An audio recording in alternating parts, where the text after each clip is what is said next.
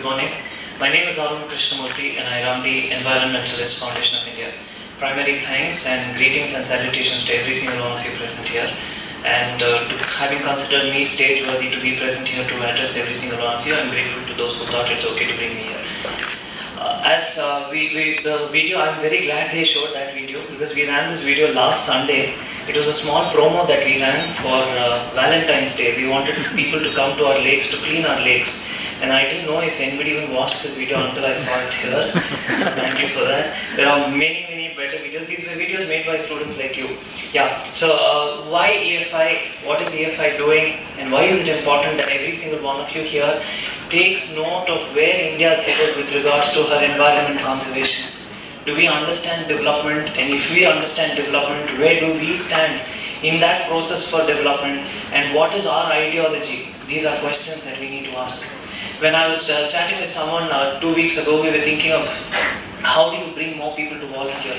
It's important people need to come to volunteer. So this gentleman said, let's draw a backwards map. Okay, you need 100 people to volunteer with you 2 weeks from now. So let's say 1 week from now, we should have at least convinced 50 people. Half a week from now, we should have convinced 25 people. How do you convince people? So I said, go give them facts, figures, show them, like really go read videos, tell them what's happening in the world and they'll all fall for it. And target really young ones, they'll start crying and they'll immediately come to volunteer. So we're like, no, that's not going to work. We need a much more solid plan in place. Another person said, food. Probably you should do something related to food so more people want to volunteer. So everything kept going around like emotional responses towards a social cause rather than logic. And then this person said, okay, so now let's draw the budgets. So the budgets they drew, and it was for one lake cleanup, a little outside of Chennai. So he said, okay, let's draw the budgets. He said, we need to make 100 t-shirts, 100 hats. So if these many people are coming, we need to get at least 100 water bottles. And then we need to get breakfast for them. We need to arrange van. I said, okay, what about the project cost? He said, this is project cost. No, this is not project cost. This is pampering people to come so that you can show a crowd. That is not volunteerism. And that is not environment conservation. A month and a half ago, or 2 months ago, roughly around 2 months ago, we lived in a city that is Chennai. I'm talking about Chennai. We lived in that city where we didn't have water, where we didn't have food. We were surrounded by water. The irony was, our lakes were dry, but every residential complex had water. And one very famous rainwater harvesting expert in Chennai said, we kept asking people to harvest rainwater. They've harvested it so much. It's in their bedroom, it's in their kitchen, it's everywhere now, but for the lakes and ponds. And then it struck. Where did all this water go? Drinking water worth 10 years of worth drinking water was drained into the open ocean in a matter of 2-3 days. Chennai is probably the only city in the world where until October 1st, 2015 there were drought-like conditions. October 4th there were flood conditions, and back December 20th we are again back in drought conditions. So it's one kind of an eccentric behavior by the city. And we are all talking so proudly about how the entire city came together, people helped each other. Definitely yes, for those 3 days. What about the journey before that and the journey after that? Where do we stand? Do we understand science? Do we understand that you and I are part of a larger ecosystem? Just because you and I can speak loud and walk straight, at some level we have an arrogance that we are a superior species. Let me tell you, if thrown out into the jungle today, or if there was no power here today, or if there was no way that you and I have a motor that could pump out water, we do not know how to get water out of the ground, we do not know how to make our own food. That's where we stand. We are extremely crippled. You and I have been made fine-tuned into consumers, and the human in every being is finally lost. We are no longer human beings. That's how we are. That's how our evolution is. My journey starts way back to 1992. That's when we moved into Chennai from Andhra Pradesh. And when we moved into Chennai, the southwest of Chennai, there's a small suburb which I'm sure some of you would know right now because it was the epicenter of the recent floods too. It's this place called Mudichur. When I moved into Mudichur, it was a beautiful village, yes. Literally, I had a lake which was 100 meters to the right of my house and a pond which is 30 meters to the left of my house.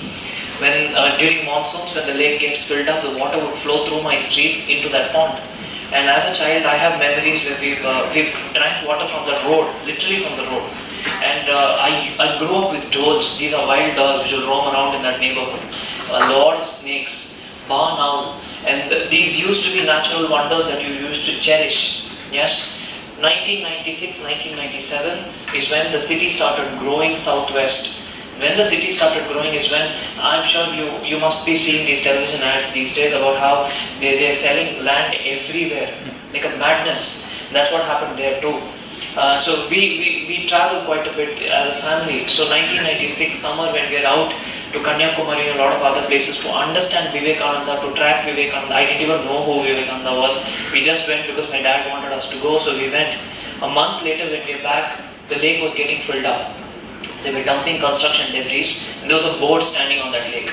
It said Lakeview Apartments. And 8 months from then, there were Lakeview Apartments on the lake without a lake to be viewed.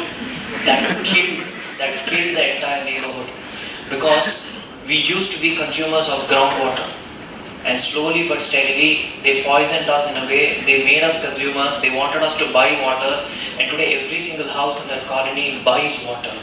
So what are we talking about? I'm from the state where the government has such good social schemes where they can sell idli at 1 rupees, but drinking water at 10 rupees. That's the irony of the larger world that we live in today. Why is it so? These are questions we need to ask. And these are questions we definitely need an answer for. And this is where our participation should go towards. We had a small little discussion yesterday amongst 4 of us who were traveling together from the airport to here, and the other gentleman who would speak in a while from now, he was asking, has it changed at all, the trend from the time that I studied to now? How many of you are taking GRE? And that question actually intrigued me a lot. I was waiting for the answer from the fellow students, and these guys said, no, it's the same, a lot more people want to go. I think that's where the larger issue is. Nothing wrong in leaving. We have a lot of people, please, some of you leave the country, that will not be. The thing is, when I walk into schools, when I walk into colleges, when I walk into corporate companies where we want people to volunteer with us, we throw a question at them. How many of you see yourselves in this country 5 years from now? Somewhere deep within in our brain matter, we have it deeply embedded that we want to leave this place. When it's your 11th grade and 12th grade, it's the SAT exam that we run behind. If you don't do well, then we're like, yeah, okay, UG, then we have our logics, right? UG in India is best, PG is what you should go abroad for. Then during your UG, you're preparing for your PG to leave the country. And if PG also doesn't happen, then when you're working, your first job, second job, then you're talking about offsite to leave this place. So this is the larger issue. I mean, again, it's a personal choice. I'm nobody to comment on what people want to do with their lives. But when a larger society thinks this way, that's where the issue is. That's when, again, we were discussing why is it places like Chennai, Hyderabad, Bangalore have lakes which are extremely polluted. It's because the natives of the land are no longer there. It's people who've moved in from outside. They would passionately talk about a lake or a pond or a river or some kind of a nativity from their original point of origin, and not of the place where they live right now. They would dump garbage into the lake in Bangalore as they talk proudly about a river in Tirunelveli. It's because they're not from Bangalore, they're not from Chennai. That is the problem we're trying to address. Because let me tell you this, Chennai, Kanchipuram, Tiruvallur, Coimbatore as an example also, we'll go a little later, once upon a time had 1,000+ lakes. Then somebody decided, no, it's okay. You want a tennis stadium, let's build it on a lake. You want a monumental structure, let's build it on a lake. You want a bus terminus, let's build it on a lake. Everything and anything was built on water bodies. And for us, a lake is nothing but a compounded structure into which there's water. That's not what a lake is. A lake is not a water holding tank. It's a biodiversified hotspot, an ecologically sensitive zone. Ask yourself these questions. Today, is it possible, even if it's 34, 35, 36 degrees Celsius outside, is it possible for one of us to cycle down our roads to one of the lakes in our cities, just bend down, drink some water from there? Definitely not. Chennai as a city has 3 rivers, Adayar, Kubam and Kosastalaya. 60% of the city did not know that we had 3 rivers until the recent floods. And I'm sure even 40% of the city does not know that we have 3 rivers even now. You take Hyderabad for an example, Musi as a river, or any other large metropolis in this country. There are beautiful waterways, there are ecologically sensitive zones within our cities which we absolutely neglect. We don't care for at all. That's because we have water at the end of an open tap and we have air conditioning at the end of an open button. That gives us a comfort. So what that's made us do is, environment conservation has become a convenience, and it shouldn't be that. conservation is neither a convenience nor a compulsion. It's common sense. If you and I need to walk on the face of this planet, we need to conserve what is left. We don't have a choice. This is a message that needs to go out strong into every single one of them. And that is where the degree of participation then next matters. Who is there to question people who are doing environmental conservation projects in this country today? Anybody and everybody is planting things anywhere and everywhere. So again, a joke was that this professor was approached where he was asked, we need to put in saplings, we need to plant saplings, where do you think we can do it? He said, do it in the usual place where we do it. I'm like, what do you mean by the usual place where we do it? No, last time you planted there, the people didn't water it, died, so please dig those out and plant it again there. So technically, the number of saplings that this place has had installed is like somewhere around 650. And 650 saplings in 4 years' time. But out of the 650, how many became trees? You're talking about environmental conservation projects. How many of us are talking about the impact of this conservation project on the larger population? Where is science playing a larger role in convincing people about conservation? These are critical questions we definitely need to answer. And these are questions that we need to ask. We at some level today are lost. We suffer from what is called as crisis identity. And at some level, including you and I, we all are being hypocrites of the first order. We need to change the way we live, because once we used to live the way environment wanted us to, and we were supported by the larger system. Nothing wrong in development, nothing wrong in bridges, nothing wrong in all the fancy glass buildings, but just that what belongs here, what is native to here, and what is sustainable, what is long term, that needs to be understood clearly. Simple as that. Because ladies and gentlemen, let me remind you this. This is the only country in the entire world where you have a lion and a tiger in one geographical boundary. You go to Indonesia and the right, they'll show you tigers. Go to South Africa and the left, they can show you lions. Bring them to India, you can show lion and tiger in one country. The only country in the whole world where you have 4 different kinds of sea turtles, where you have 3 different kinds of leopards, the clouded leopard in the northeast, to the snow leopard in the north, to the common leopard, the Deccan leopard, which strays all over Hyderabad, Chennai, and even in Bangalore recently. We're talking about the only country in the whole world where we have the whale, the shark, the dolphins, not just in the open oceans. We have the sharks and the dolphins even in our rivers. The Ganges and the Brahmaputra are mighty rivers, not just because they have spiritual values to them, but because they support life systems like no other river does. This is the only country in the whole world where ecosystems blend and merge in finesse into one another. From your glacial ecosystems to your desert ecosystem, to your evergreen forest, to your marine ecosystems, and much, much more.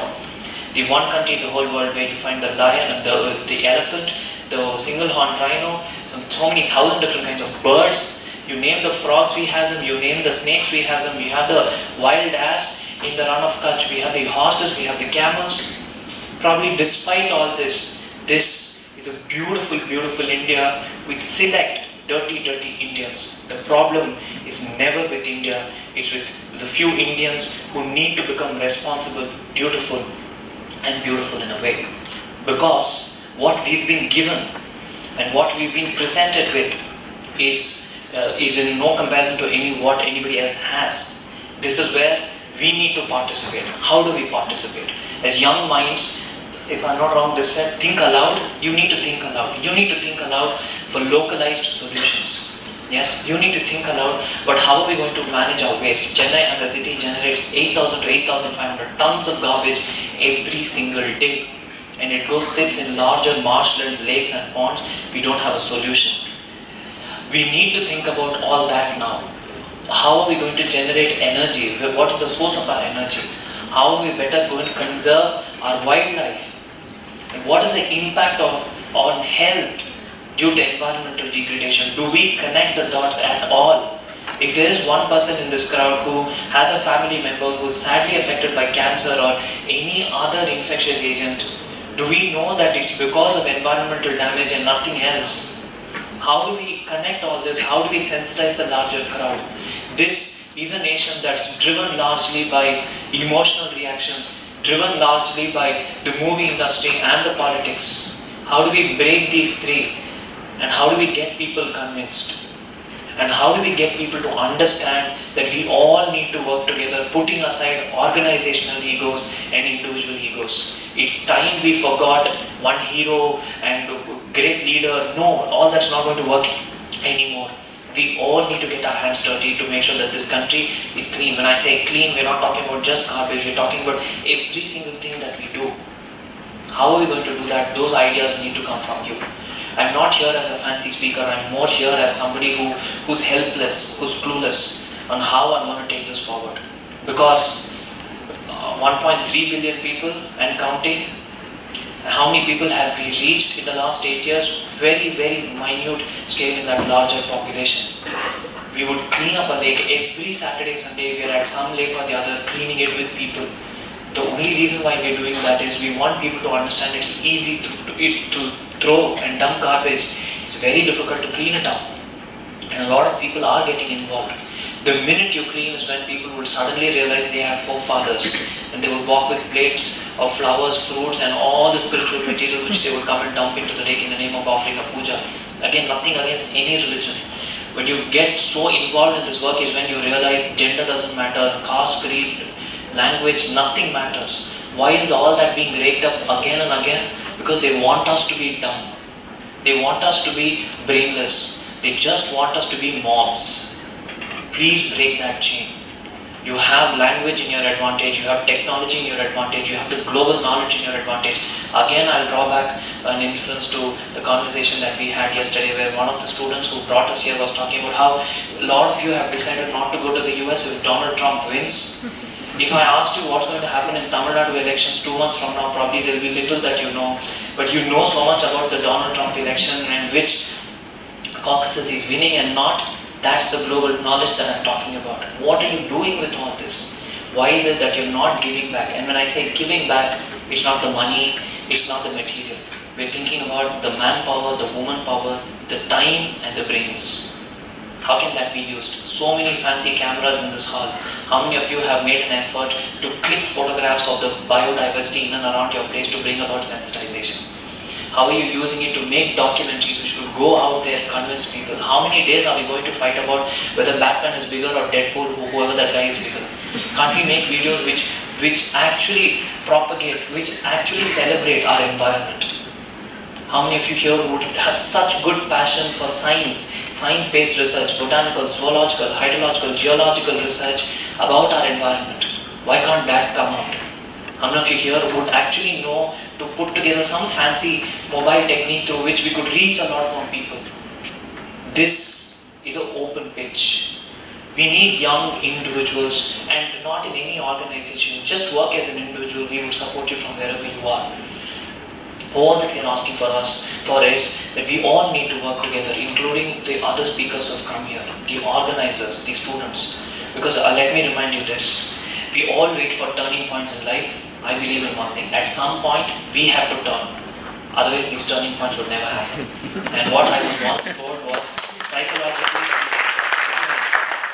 that's something which I definitely hate, because you know, that's what I'm talking about, the mob. You and I have been trained to clap. This is very simple, you knew it. You knew at some point you had to turn, that's when it became turning point. But the minute I mentioned it, you clapped, because that's how they've trained us. Let's please break those chains. Because psychologically speaking, any given crowd can be divided into three. 1, 9 and 90. Where 1 is the percentage of the crowd that has the ability to think for its own self. 9 is the percentage of the crowd which would process any information that's given to them. 90 is the percentage of the crowd that would just blindly chew on what's given to them. You ask them to grace here today, they'll do that. Grace there tomorrow, they'll do that. Again, not judgmental, not stereotyping. And yes, it's okay, there are different kind of people. We need that 1 and 9 to grow in strength and in power, because we have the responsibility of a 90. That's all that I'm saying. Let's take absolute pride in the fact that you and I were at some level chosen to be born in this country by whatever the spiritual force that it was, and to continue to live in this planet, in this country until the time we write our exams. So my point is, the time that we have in this country, let's volunteer. Let's give back to India and her environment. Please do not clap for me at the end of this presentation, because that's not what I've come here for. You could use your hands for some reason better than that, yes? And you're all extremely smart people. Thanks to the organizers, so much hard work you've put into bring us all here and you've taken such good care of us. That same amount of hospitality needs to be reciprocated for our planet. Living in a campus like this, with such beautiful serene environment around, you have a larger responsibility. Because people sitting in cities would love to come to a place like this, but they wouldn't even understand what a place like this is. Now that you live in a place like this, you have a larger responsibility to ideate, become that 1% for India's environment. Because this country today is still surviving only because of some sort of spiritual effect which are not associated with any religion. It's the group optimism that runs this country. That optimism needs to grow. Only then will we see the day of the light. Yes? Thank you, ladies and gentlemen. Next time you sing the national anthem or use the word Jai Hind, think twice as to what you've given back to claim credit that you and I are Indians. Jai Hind.